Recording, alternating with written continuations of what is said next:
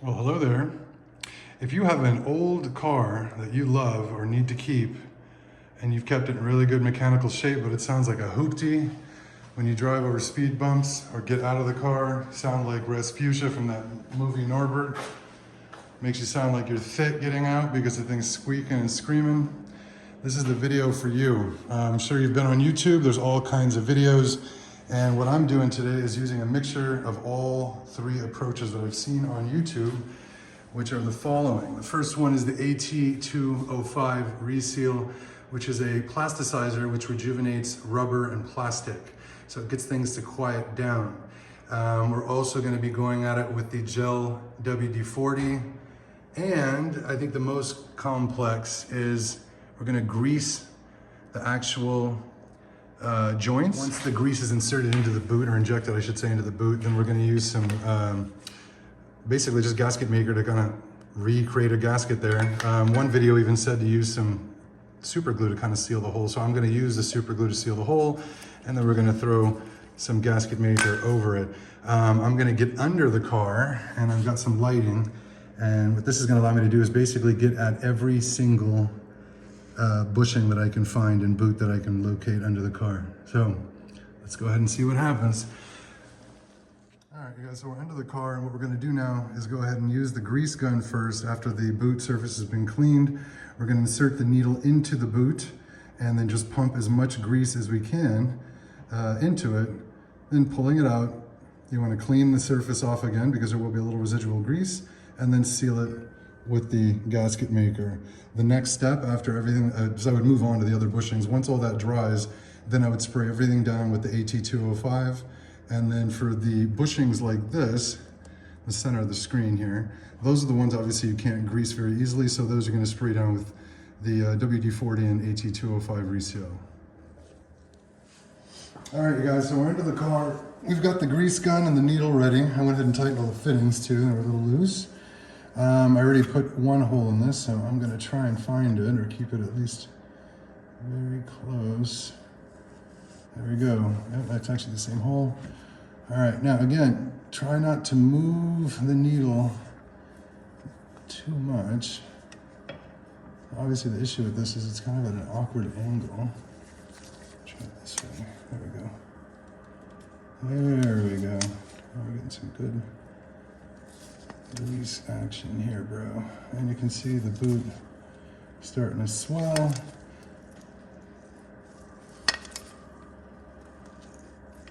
All right, you guys, so this is the upper control arm boot. We're gonna go ahead and clean this off and get it greased up. I'm taking a good look at it here. It doesn't look torn. It's just dry, man. The car's 25 years old, but it's good quality. We'll go ahead and do it. All right, you guys, I went ahead and greased the upper control arm bushing.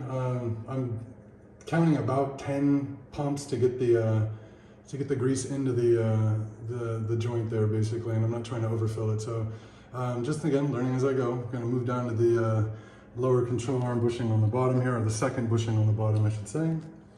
All right, you guys, so we're back into the car. This is what we're gonna be doing now. We're gonna be going after this boot here. And then we also don't want to forget this boot here. Anything that you see with rubber, just inject it, put some grease in it, seal it.